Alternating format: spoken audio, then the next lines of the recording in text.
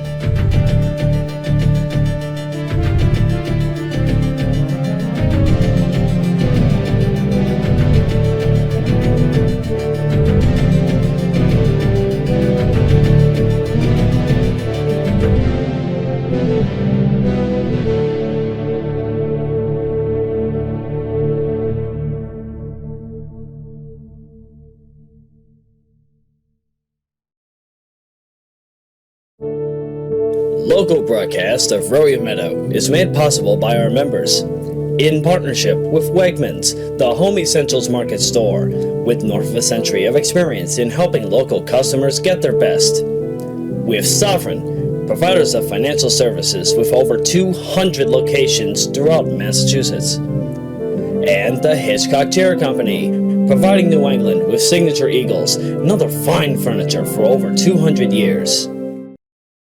Viewer discretion is advised.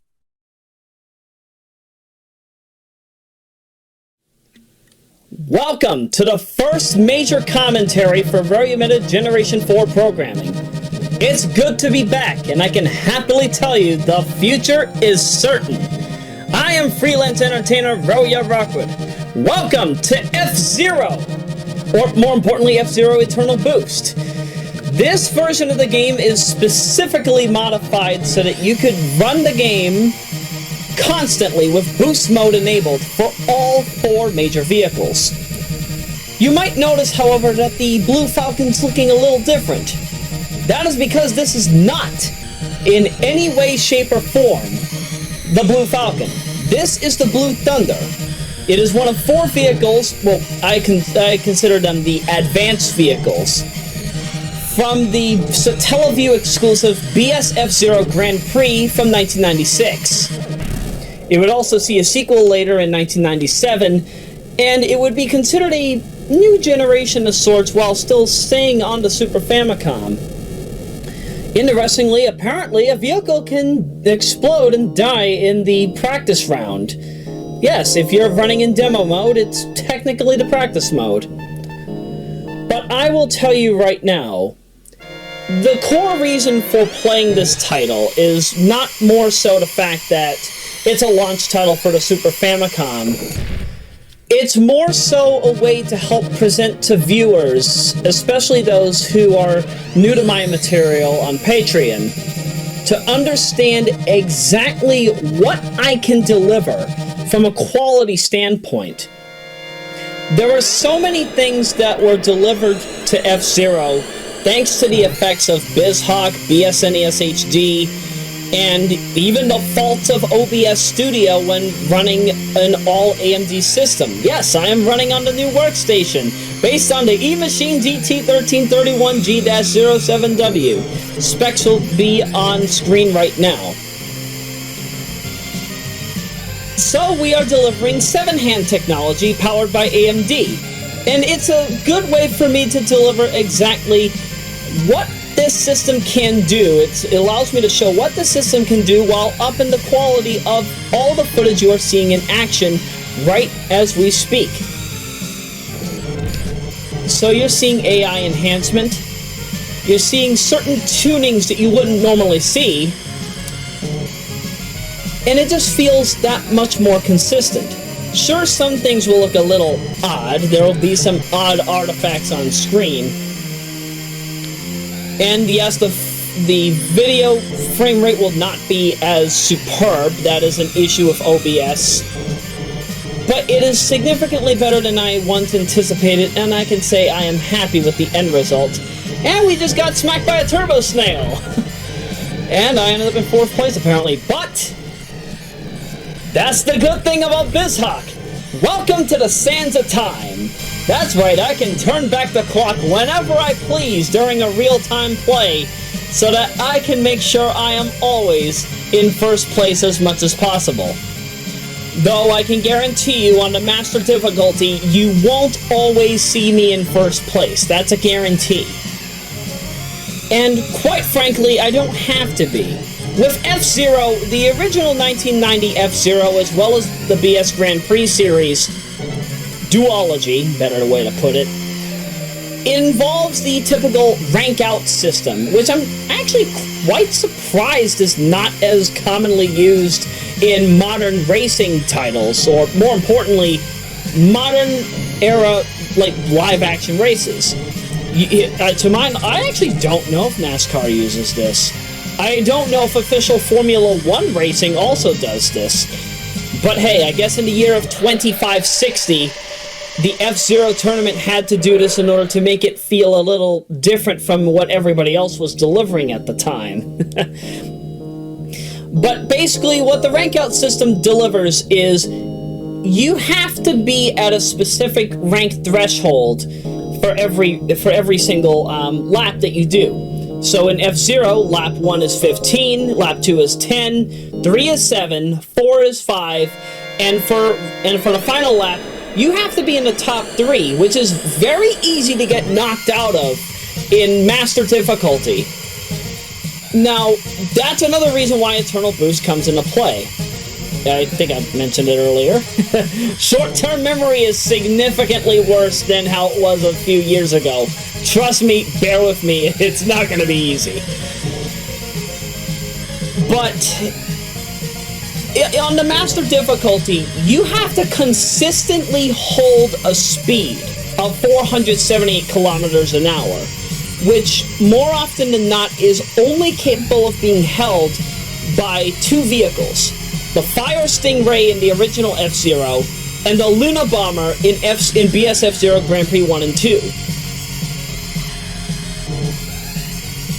When you are trying to consistently hold 478, you have to be very precise on where you drift, because, you know, you don't want to accidentally hit the outer boundary and get smack dab on the barrier. The barricade will damage your ship. But fortunately, we're playing God mode, so damage is a non-issue. And every single time that you drift, you will lose max speed. Any time that you're not holding accelerate, you will lose speed. And for certain vehicles, it is very difficult to get yourself back up there. That's why most people will play as the Blue Falcon, or they will play as Fire Stingray in the original, or in this, the Blue Thunder and Luna Bomber. The Luna Bomber will not get attention during this commentary. I am saving it for BSF Zero Grand Prix 2 because, as you know, there are 10, well, as most archivists will know, there are 10 extra courses that we never got here in the States. So we're talking about Mute City 4,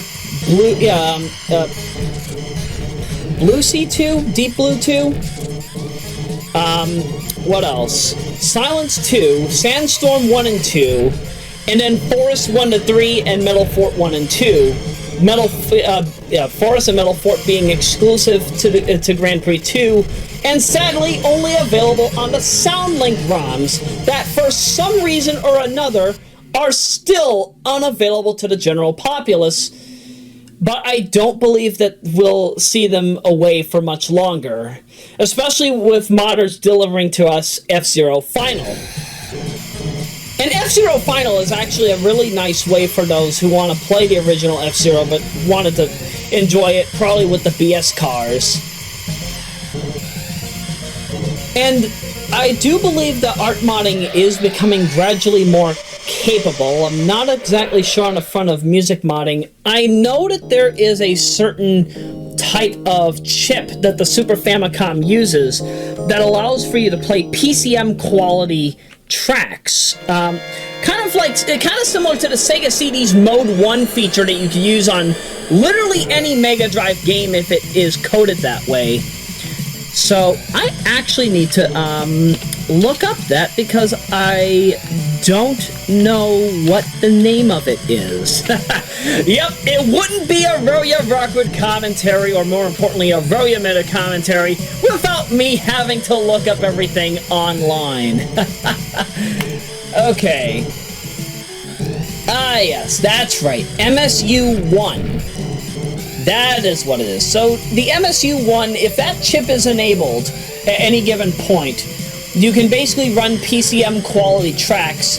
It's actually part of the reason why you can run certain high quality music in unique capacities that you probably wouldn't have anticipated many years ago. It's genuinely welcoming on the ears.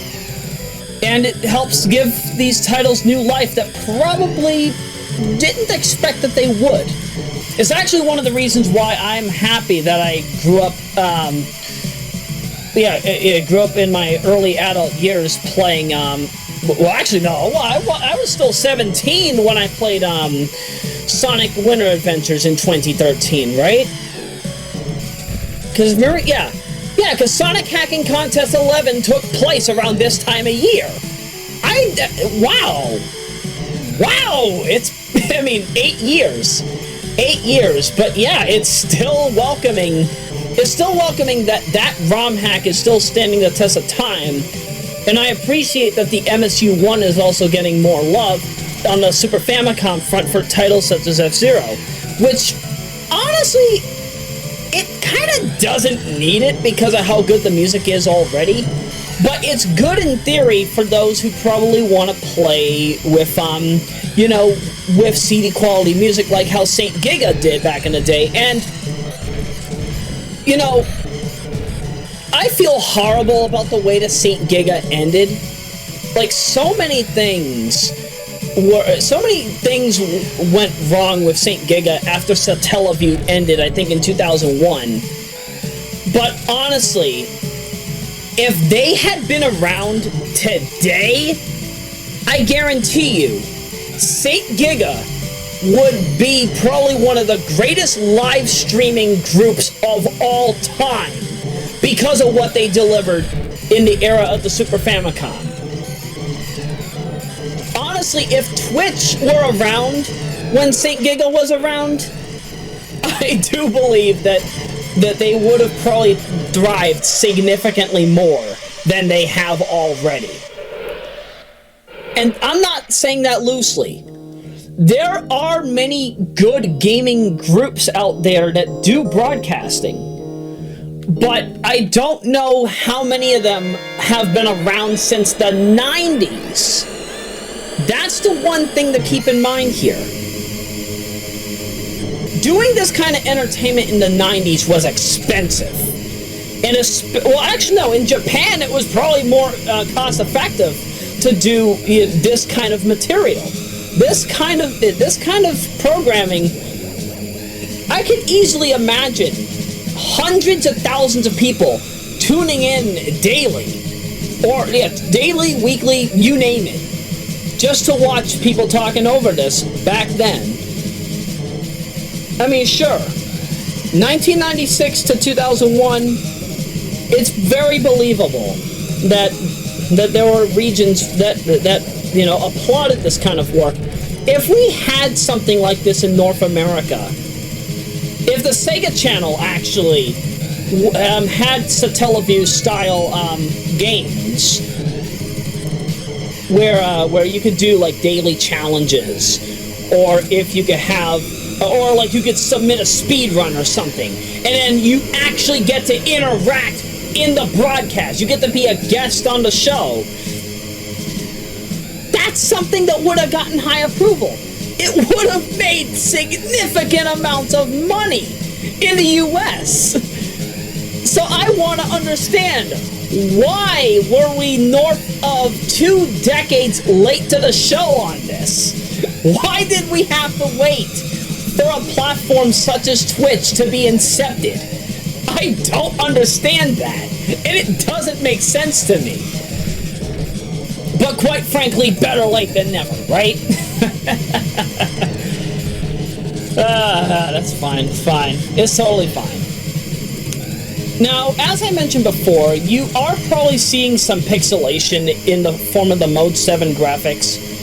That is expected, so what I'm doing, of course, as mentioned before, Topaz AI Video Enhance is a resource that has been essential, and that will eventually be integrated into our Marnai graphics architecture, which is also going to be doing AI upscaling. You've already seen this in the form of certain station IDs. All of those actually do use AI upscaled textures, and it's ironic too, considering the fact that those textures are still put in a 720p video file. But you get the point. Now, Video Enhance has actually gotten good enough to the point where version 2.3 it has a really good version of the Gaia high quality model, which is what we're using here. Gaia is significantly good to kind of, it gets rid of the pixelation while also delivering a sense of grainy texture similar to Proteus. But Proteus is more of a smoothing model, and it looks like Vaseline is just lathered all over the screen. Kind of like what Steve Burke of Gamers Nexus said in his review of first generation NVIDIA DLSS. Gaia, however, makes sure that nothing feels as if it's, nothing's blocky. Even if it looks a little grainy in certain areas, it's forgivable because it won't overly affect the master file as it stands. And that's fine. That's all fine and dandy.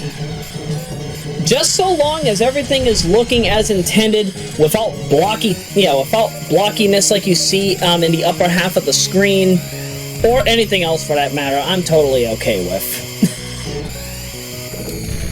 As for how you're probably wondering how I'm doing, I think that's going to be a commentary and a half, and I think I'd rather save anything regarding the current status of me personally into like a big audio log.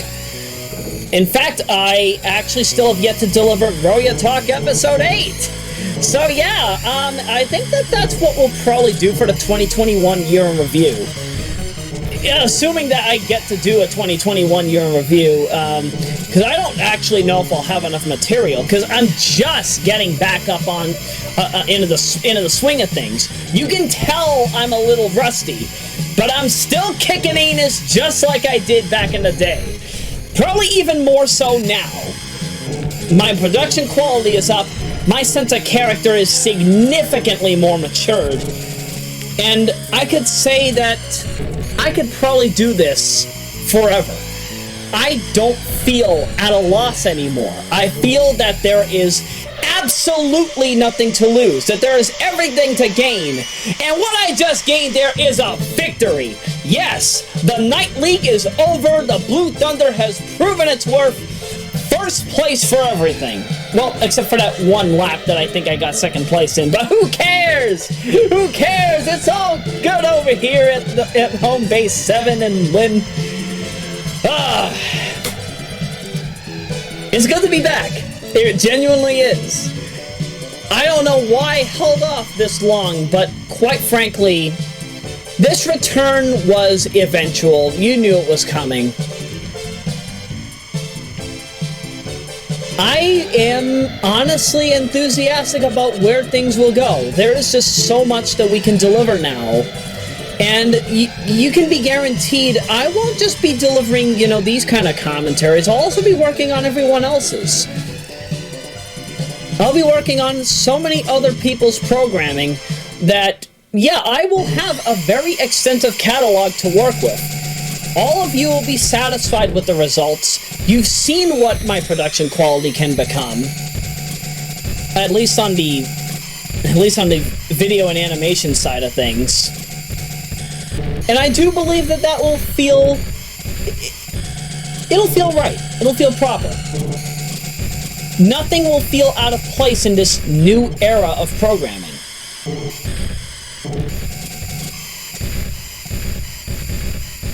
I'm happy.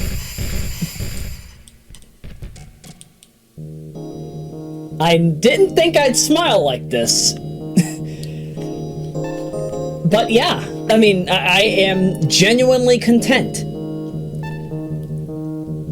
I'm not 100% happy, but I would say it's enough that I can keep doing this and feel that I'm making a difference. And, you know, this is actually something I really need to be saying at the end of the commentary rather than, you know, in part 1. But, you know, I mean, I never left this show. I never left this channel. I'm just 21 months late for work. And I'm happy that I can take a play out of Dave Chappelle's book on this, because quite frankly, that is indeed the truth. I've been away for over 21 months on here, when you really think about it. And, you know, unless if you follow me on social media or know me personally, you probably haven't seen me do much of anything. So yeah, this is important to me. This is essential. And I can tell you right now, the next 2 parts will be fun. So, with all that said, now that you have a bit of an introduction as to how this game will go and as to how F-Zero will go, I think I can free myself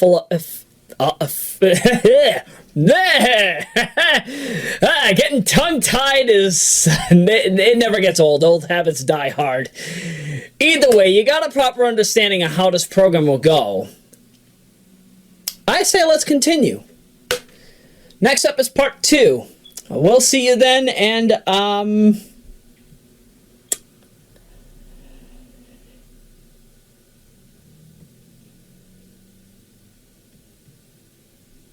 wow, there really is no way to end this program, is it? Just go to the second part! Alright. See you in part 2.